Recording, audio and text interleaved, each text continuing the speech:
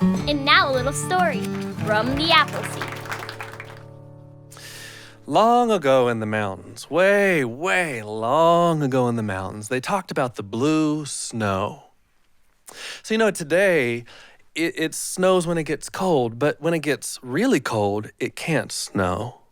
It's too cold to snow, but they said back in the day that when it got really, really cold, it reached another period or another phase where it could snow again. But a special kind of snow would fall. They called it the blue snow.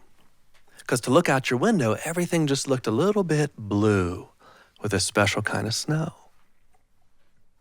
Well, one morning, old Uncle Ephraim woke up and everything had this blue glow about it. And he thought, could it have happened? I'd heard tell about it, but I'd never seen it with my own eyes. And he jumped out of bed and dashed across the room and looked out the window, and everything out in creation was covered with that blue snow.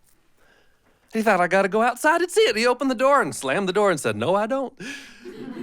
He put on his coat first and several pairs of long johns and then went out to see it. And that cold had come on so fast that the flowers had bumblebees frozen to them.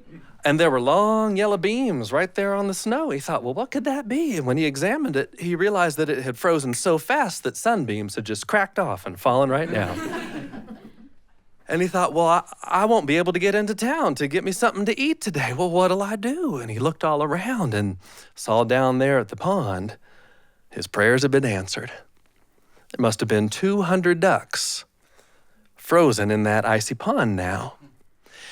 And he looked around and went to the old wood pile and picked up one that could be a nice club. Took it down there and thought, I'll just whack one of them, and that'll be my supper. And he whammed down like that. Now, don't worry. Don't worry. He whammed like that, and it was so hard, that ice was, that instead of whacking the duck, it kind of went up down his arm, and his bones just rattled, and his jaw clicked against his skull, and that ice just shattered right off. And that duck, which had been frozen mid-quack, said, "Quack," started flapping its wings, quack, quack. The bottom half of it was still frozen down in the ice. Well, he went to the next one because this one was shooing him away, and bam, like that, and it shivered up his bones, and the ice cracked off of this one, and that one started quacking at him and flapping its wings at him, and he went around to this one and that one and this one and that one, and we got to that 200th duck, and wham, like that, and the ice fell off, and I got to tell you, there were now 400 wings flapping like this. And that was enough power to lift that 6 inches of frozen top of the lake right up into the air. With all those ducks flapping and quacking like that, and old Uncle Ephraim was just standing right on it. There was nowhere to go but with them. And you know where ducks want to go, right? They wanted to go south. So this big old disc of ice up in the air with 200 ducks flapping like this and quacking took off flying out of the mountains. And by the time they got to Tennessee, well, it was a little warmer there, and the outsides of that disc had started to melt, and a few ducks were free and flew away and came down a little lower. And when they got to North Carolina, a few more melted away, and they flew off, and it got a little lower. And by the time they got down to Georgia, it was so warm that the rest of that ice just melted all away, and all the ducks flew away, and poor old Uncle Ephraim was now just falling out of the sky. Well, what was left of that lake was just a little puddle under his feet falling down like this, and they were falling so fast that it froze right back up into a snowflake that big that he was standing on, and it just kind of back down towards the earth, and until they were about 10 feet away from the earth, and it was warm enough that that snowflake just melted and evaporated, and Uncle Ephraim fell right down the rest of those 10 feet.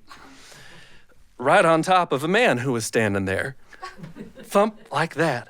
And he knocked that man plumb out, right on the ground. And when he stood up, there was another man standing right there, a peddler. I said this was an old story. A peddler was a person that'd go around and sell wares out of a pack. And that peddler said, "Oh, thank you." He grabbed his arm and started pumping it up and down. "Thank you, you saved my life. That man was trying to rob me." And in payment for saving his life, he just turned his whole pack of goods right over to old Uncle Ephraim. And Uncle Ephraim, he wanted to get back home, so he started walking back north and found his way back up to the part of the Appalachian Mountains where we live. And as he made his way up into the holler, well, the last of that blue snow had just melted away. And he heard a bell ringing in the distance. It made him realize today was Christmas Day. And because all the people had been stuck in their homes with that blue snow, they hadn't been able to go out and get things to celebrate the holiday. And so he opened up that pack and put gifts on the doorsteps of all the people up and down that town. A doll or a ball, maybe a new axe and a skillet, so that when the people finally came out to celebrate Christmas, there were some nice gifts there. Till that pack was empty. And Uncle Ephraim, well, he'd had enough adventure for a whole season. So he went to his home and laid down to take him a nice, long winter's nap. He'd earned it. And he slept through the rest of the winter and didn't wake up until the spring had come around. And boy, if you want to know what happened then, well, I don't have time to tell you tonight, but I can tell you it was many more adventures that we'll save for another time.